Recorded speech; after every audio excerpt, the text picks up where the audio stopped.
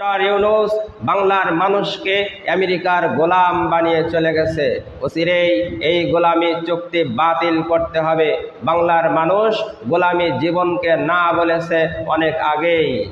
পশ্চিম পাকিস্তানের শাসকেরা এই পূর্ব পাকিস্তানের মানুষকে তাদের গোলাম বানিয়েছিল। 1957 সালের দিকে মাওলানা ভাসানী সর্বপ্রথম পশ্চিম পাকিস্তানের শাসকদেরকে আসসালামু আলাইকুম বলে পূর্ব পাকিস্তানের বিচ্ছিন্নতার ঐতিহাসিক ঘণ্টা বাজিয়েছিলেন। গোলামি জীবনকে না বলে 1971 সালে এদেশের মানুষ মুক্তিযুদ্ধ করেছিলেন। মুক্তিযুদ্ধে এদেশের মানুষ জীবন দিয়েছিলেন।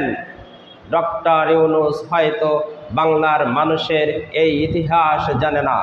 ডক্টর ইউনূস কর্তৃক আমেরিকার সাথে যে গোলামি চুক্তি করা হয়েছে, এই গোলামি চুক্তি বাংলার মানুষ চায় না।